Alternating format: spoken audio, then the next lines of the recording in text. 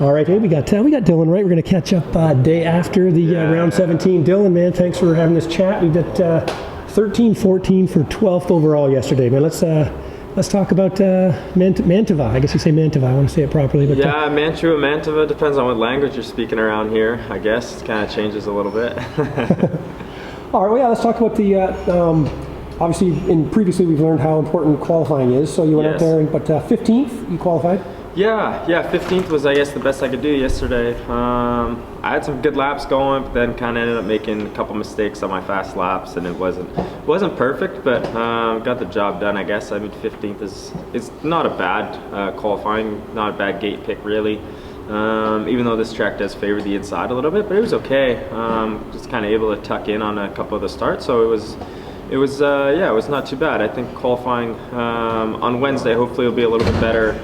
You know, kind of know what to expect a little bit more when it comes to the track and how it's going to shape up and kind of what lines work a little bit. Because I mean, in qualifying yesterday, some of the lines like on the inside, you think that they were good, and then they ended up, you know, being slower than some of the outsides where you could sweep a little bit because it was a little bit muddy in the morning. So.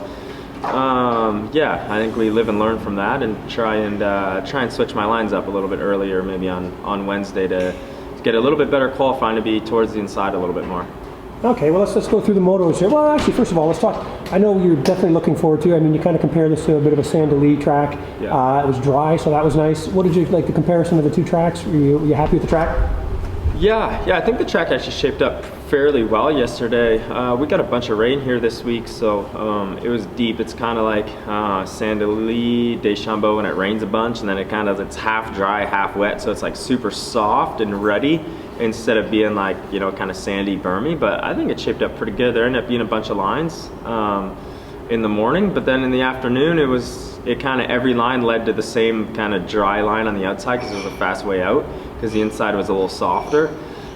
So it just made it, like, especially in the second moto, it made it really hard to pass because every line kind of led to the same spot. So if the guy was on the inside and you went outside, he'd be able to block you pretty good, and then that's kind of what happened in the second moto. But I think the track definitely was good. I think it was actually better than Donations on the first day because they were prepping for rain, and it was pretty hard because it's got the hard base here. So I think they did well. They tilled it super deep, so it got pretty rough and gnarly. It was good.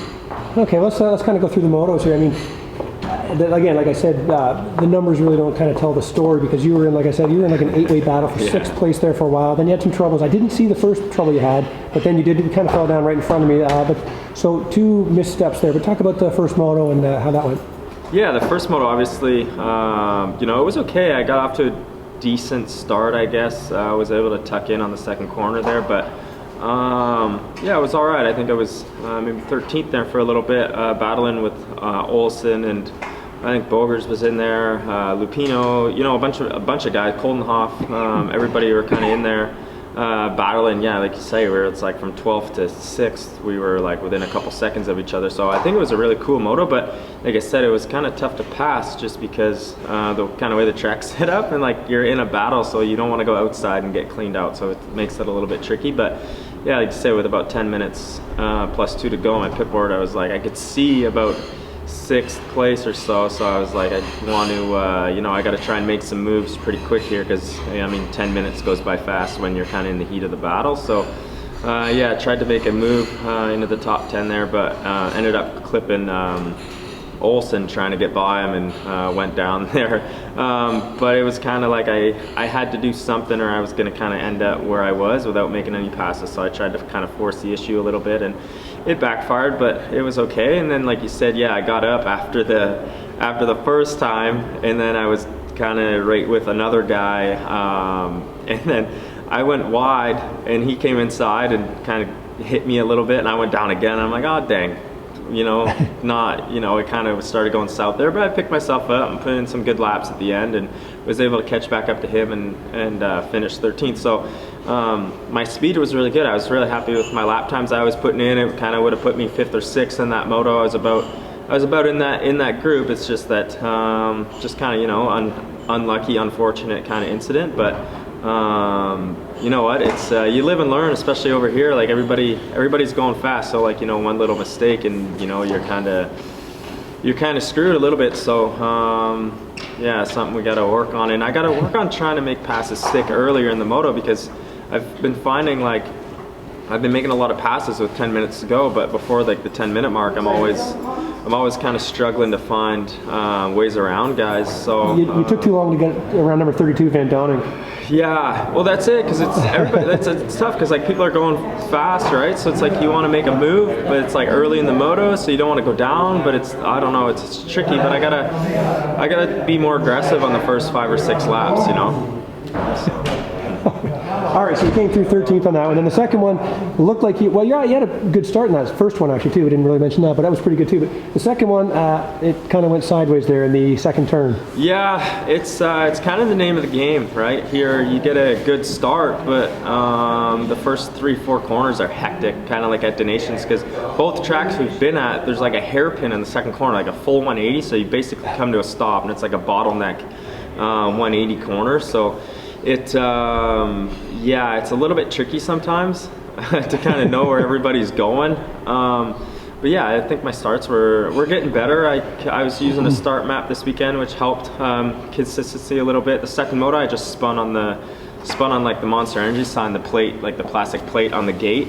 Because I got off the grate good, I just spun on that, but I just took a kind of a wise older man inside line on the first turn, and it worked out pretty good. I think like the second moto I was running up there, and maybe about 9th or 10th going into the second corner, and then yeah, Koldenhoff made a weird move on the inside and kind of yeah, he was like on off the track. I'm not quite sure, but he kind of came in and hit 3 or 4 of us, and we all piled up on each other, and we all ended up kind of going down, which I don't really know what he was thinking, because there wasn't any room. Like there was no way that it was going to kind of work out well in the long run, like for any of us involved.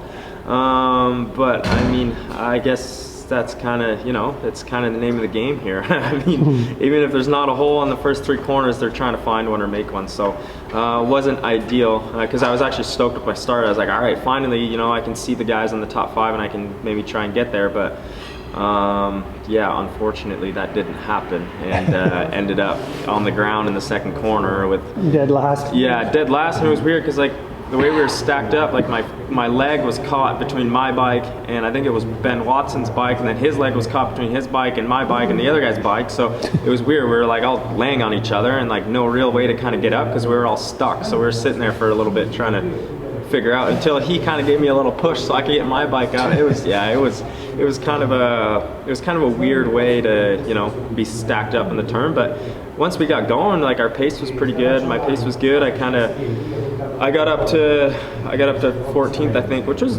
I mean, a pretty good moto, but I just don't, the scores don't show how I rode that day. Like, yeah, exactly. I was riding well, and my lap times were good. It was just like, it's one of those days where you just fight all day and you just don't get the results that you kind of deserve. But it's motocross, and I guess shit happens.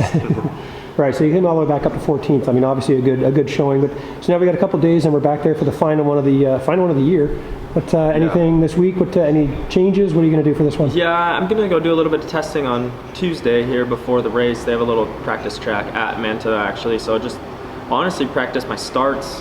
They've been getting better every time I practice them. It's something new with the grate, and I mean, these guys, they got good bikes, and they've got, you know, they've got the start on the grid fairly down pat. It's something that, you know, we're not used to in Canada. We start on dirt, not on the grid. So it's gonna, you know, every time I practice, I feel like I get better and better at it. And yeah, practice some starts, maybe get the setup down a little bit better for this track, and yeah, go from there. So I think that's kind of what we're doing. Have a recovery day today, and then yeah, back to the track, and hopefully get close to that top 5 on Wednesday. My speed's there. I just gotta make it happen.